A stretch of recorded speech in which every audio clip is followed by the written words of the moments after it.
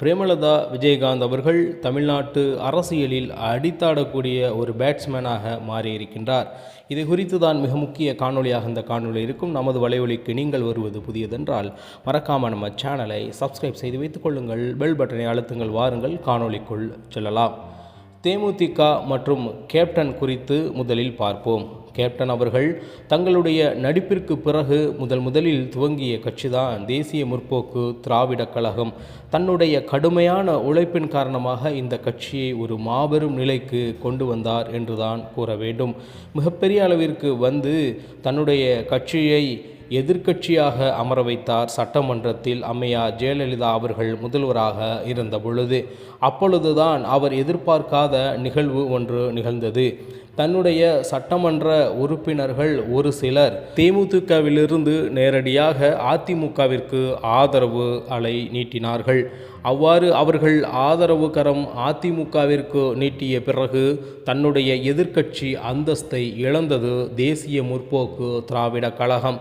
தேமுதிகவிற்கு வாக்கு இல்லாதது போல் ஒரு மாயையை தொடர்ச்சியாக அண்ணா திராவிட முன்னேற்ற கழகத்தை சார்ந்தவர்களும் அந்த கட்சியும் கடந்த காலங்களில் பிரதிபலித்து கொண்டே இருந்தார்கள். மேலும் தேமுதிக என்பது தமிழ்நாட்டில் இல்லாத ஒரு கட்சியை போன்று கூட அவர்கள் காட்டியிருந்தார்கள் கடந்த தேர்தலில் எல்லாம் என்று கூறினால் மிகையாகாது. அந்த அளவிற்கு தேமுதிகவின் மேல் ஒரு மாய தோற்றத்தை உருவாக்கினார்கள். ஆனால் மதிப்பிற்குரிய கேப்டன் அவர்களுடைய மனைவி அம்மையார் பிரேமலதா விஜயகாந்த் அவர்கள் தலைமையிலான தேசிய முற்போக்கு திராவிட கழகம் 2.0 எடுத்த அதிரடி முடிவின் காரணமாக 2026 சட்டமன்ற தேர்தல் என்பது முதலாக தேமுதிகவை மையப்படுத்தியே இருக்கப் போகின்றது. ஒவ்வொரு தொகுதியிலும் பல லட்ச வாக்குகளை தன்னகத்தே வைத்திருக்கக்கூடிய தேசிய முற்போக்கு திராவிட கழகம் தமிழ்நாட்டு அரசியலில் ஒரு கேம் சேஞ்சர் என்று கூறினால் அந்த வார்த்தை தகும் என்பதுதான் இந்த காணொளியின் மையக்கருவாக இருக்கின்றது. சற்றும் எதிர்பார்க்காத அளவிற்கு அதிமுக பக்கமிலிருந்து நேரடியாக திமுகவின் பக்கம் வந்த தேசிய முற்போக்கு திராவிட கழகம் வருகின்ற 2026 சட்டமன்ற தேர்தலை நோக்கி மிக கம்பீரமாக பயணம் செய்து கொண்டிருக்கின்றது.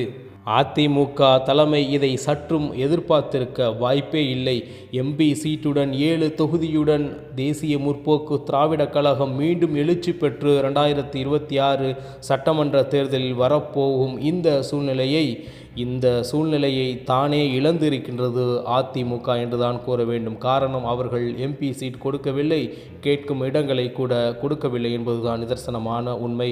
2026 மாபெரும் வெற்றியை சுவைக்கப் போகிறது தேசிய முற்போக்கு திராவிட கழகம். அந்த அளவிற்கு தற்பொழுது மிக உன்னிப்பாக கவனித்து ஒவ்வொரு தேர்தல் அரசியல் அடிகளையும் எடுத்து வைத்து கொண்டிருக்கின்றது என்றுதான் கூற வேண்டும்.